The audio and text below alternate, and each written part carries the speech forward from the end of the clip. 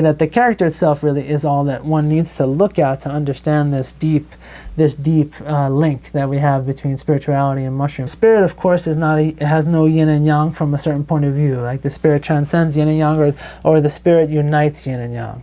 But from another point of view, everything has a yin-yang aspect to it, right? And the yin-yang aspect of the spirit, you might say, is the Shen and the Ling, right? So the Ling represents this more yin aspect of the spirit. And that's why when we look to the character itself, whereas Shen is something which has this kind of fulgurating quality to it, right? It's like a lightning strike. It's like an electricity.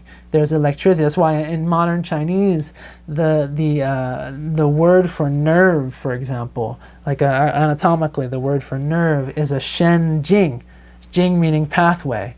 So nerves are Shen pathways. So there's literally a sense in Shen in modern Chinese, and I think because it's just a very, very deep conceptual understanding of Shen, very old and just rooted conceptual understanding of it, in this idea that Shen is something electric, Shen is something lightning-like. And Ling, on the contrary, is wet. Ling is foggy.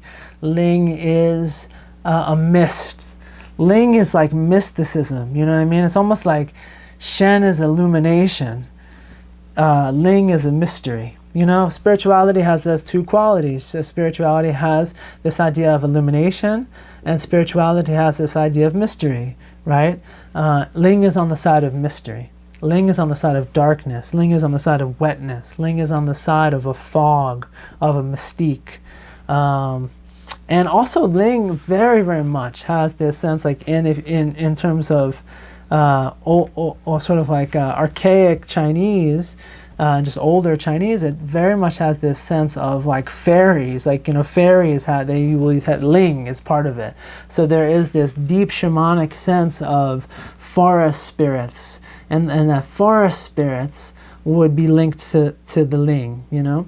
And when you look at, again, this shamanic aspect of it is very clear in the character itself, because the top part of the character is you can see Yu is the character for rain, and then Ko is mouth, and you see here 3 mouths, and then underneath that there is the character Wu for shaman or shamaness.